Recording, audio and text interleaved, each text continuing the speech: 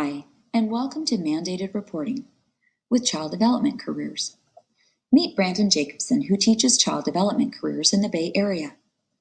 Brandon likes to teach a project called the Employment Portfolio Unit to encourage his students to explore careers working with children. One of his students, Andy, chose social work to explore. The project required Andy to interview and then job shadow someone, so Andy contacted a neighbor of his who worked at Child Protective Services. While there were many privacy issues that had to be observed, Andy returned to give his final presentation of learning with a story of a family in crisis that got the help and intervention they needed just in time. Andy's presentation of learning served as a good segue into one of the most difficult topics that Brandon teaches: recognizing the warning signs of child abuse. Brandon knows that child abuse crosses all income levels and neighborhoods, but his students often assume that well-educated and wealthy people don't abuse their children. Last fall, after completing the CTE lesson on the signs of child abuse, one of his students shared that she was the victim of abuse. Because Brandon is a mandated reporter, like every teacher in California, he was required to make a report to Child Protective Services. The law uses the phrase "as soon as practically possible," but Brandon wanted to be sure that he made the report before Brenda had to return home. The wait time in busy counties is worse in the afternoon and on Fridays, so Brandon made the call during the passing period early that morning.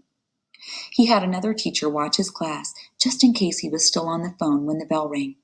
Because Brenda's case involved sexual abuse, Brandon was careful not to ask her too many questions, which could inadvertently compromise the investigation. He also knew that he was required to follow up his phone call with a written report within 36 hours.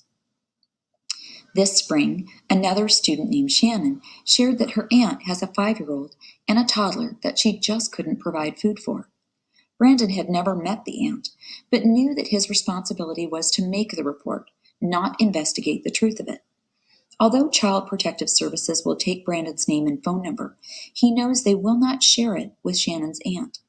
Age can be a factor in response time with CPS because they prioritize based on the vulnerability of the children as well as the situation. One time, Marla came to Brandon and shared that her dad was beating her. In that case, Brandon told her that he would be making the call. He explained the law to Marla and how he was bound by it.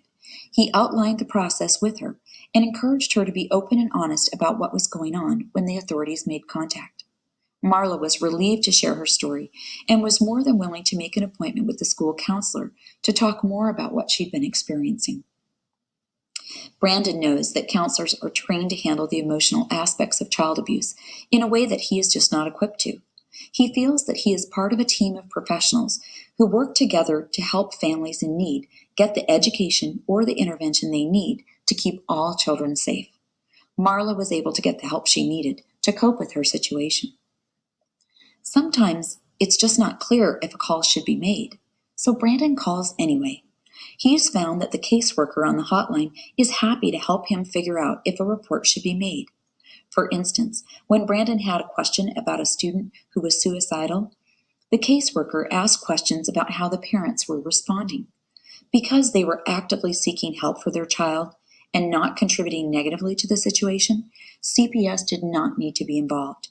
The caseworker also shared that a report made to a law enforcement agency also satisfies the reporting mandate. Thanks for watching.